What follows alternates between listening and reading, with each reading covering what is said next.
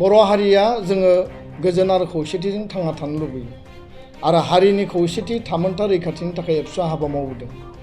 बे बिथिङाव जोङो क्लियारलि बुंगोन बर'आ हारि हिसाबै एक मोनसे,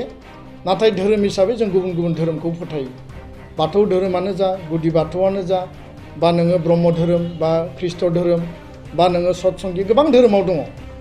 जों धोरोमनि फारागथिखौ मालाबाबो लायाखै। सम आरो थासारिनि बुब्लियाव जोङो गुबुन गुबुन धोरोमाव जोङो फोथायबाय, नाथाय हारि हिसाबै जोङो खौसे। आरो बेखायनो भारतआ सेकुलार कान्ट्रि हिसाबै जोंहा बयहाबो इकुवेल राइट्स आरो मर्यादा दङ। गुबुन मोनसेया जाहैबाय जे जोंनि ख्रिस्ट सिबियारि जोंनि मानगोनां आइ आफा रायजो राजानिसिम मोनसे भुवा अपप्रचार प्रपागान्डा नेरेटिभ तैयार खालामनानै दिनै राजनितिक दोलोफ्रा मेनलि जोङो नुनायाव दिनै BPF बा हाग्रामा महिलारि बिथांमोननि टीमा प्रसार खालामबाय थादों। दा बर' हारिया जोङो गोजोन आरो खौसेथिजों थांना थानो लुबैयो आरो हारिनि खौसेथि थामोनथा रैखाथिनि थाखाय एबसुआ हाबा मावबोदों। बे बिथिङाव जोङो क्लियारलि बुंगोन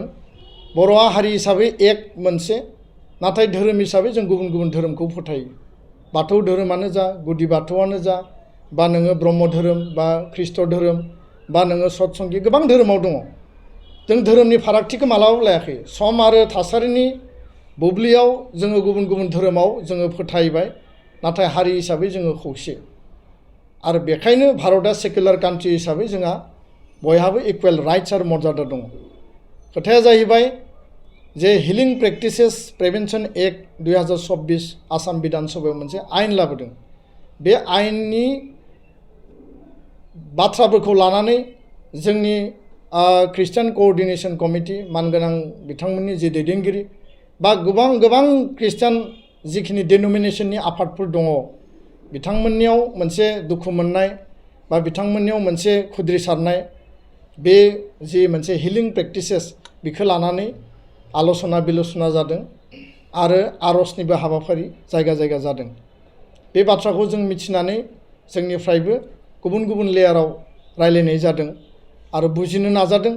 हिलिं प्रेक्टिसेस एक्टआव आसलते मा दङ। दा बेयाव जोंहा कमप्लेन खालामनो गोनां, आपत्ति खालामनो गोनां मा दङ, बे बाथ्राफोरखौ जोंबो नायबिजिरदों। बिधान सभायाव जेला बे बिलखौ पास खालामो,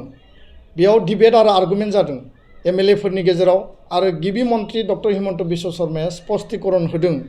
आङो लाइभ टिभियाव नायदों, अन रेकर्ड दिनैबो जों दिहुननानै लानो हायो जे हिलिं प्रेक्टिसेस जि एक्ट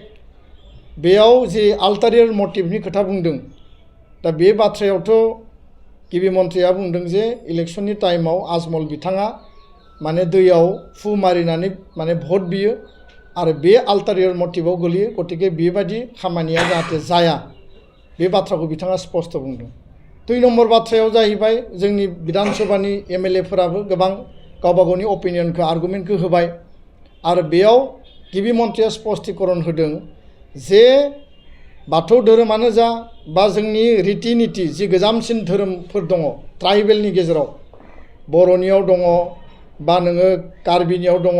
फारसेथिं नोङो लालुं, मिसिं, देउरि, सनवाल, गोबां जोंहा गोजाम बिश्वास जि मोनसे फेथ एन्ड कालचार ट्रेडिशन दङ। बेयाव हिलिंनि माखासे जोंहा बेबस्था दङ जे जोङो डाक्टार बा अजा गुबुनजों जों फाहामनो हायाब्ला जों इसोरखौ आर'ज गाबो जे इसोरा जाहाथे बेखौ बिनि देहाखौ मोजां खालामो। बे खोथाखौ गिबि मन्थ्रि बिथाङा बुंदों जे जि ट्रेडिशनेल फेथ एन्ड कालचार जि मोनसे जोंनि हिलिंनि जि बिश्वास ट्राइबेल कमिउनिटियाव दङ, आसामनि इन्डिजिनियास कमिउनिटियाव दङ। फारसेथिं बिथाङा ख्रिस्ट धोरोमनि रिफारेन्सखौबो लाबोदों जे दै सारनानै स्प्रिंकल खालामनानै हिलिं खालामनाय, आर'ज गाबनाय, आर'जनि गेजेरजों बिनो देहाखौ गोग्गो खालामनाय। बेयाव जोंहा कुनु बे हिलिं प्रेक्टिसेस प्रिभेन्सन एक्टआव बिनि कुनु बाधा गैया आरो बेखौ बाधा खालामनाय नङा। बे खोथाखौ बिथाङा अन रेकर्ड बुंदों। दा गिबि मन्थ्रि सासेया जाय संबिधाननि बा बिथाङा समायखिरा लानानै जि मोनसे मर्यादापूर्ण मोनसे एसेम्ब्लिनि हाउसाव डिबेटआव स्पष्टीकरण होदों, बिनि सायाव जोंहा फोथायनाय दङ। आरो जेला जोंनि धोरोमारि गौथुमफोरा बिनि सायाव रिएक्शन आरो रिसेन्टमेन्टखौ दिन्थिबाय गिबि मन्थ्रि बिथांखौ जोङो खावलायदों जे नोंथाङा बेबायदि जुदि माबाफोर वार्डिं सेन्टेन्स बेयाव जोंनि ट्राइबेलनि धोरोमारि बिश्वास आरो जि आस्थानि सायाव बाधा फैगोनब्ला बेबायदि बाधा फैनाय बेबस्था बेयाव लाखिदोंब्ला बिनि सायाव माने फैबाय थानाय समाव एसेम्ब्लियाव बेखौ एमेन्डमेन्ट खालामनाय बा बेखौ संशोधन खालामनायनि बेबस्थाखौ लानांगौ होननानै जोङो दाबि दैखांदों आरो बे खोथाखौ लानानै बिथाङा बुंदों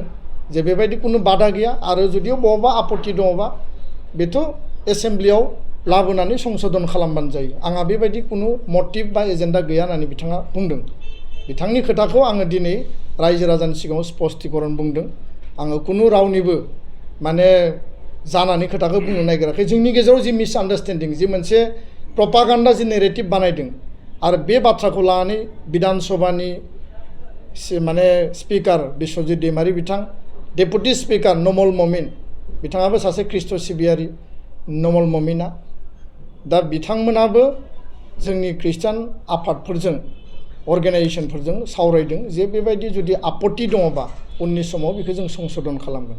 दा बेखायनो बे एक आरो आयेना मोनसे आलादा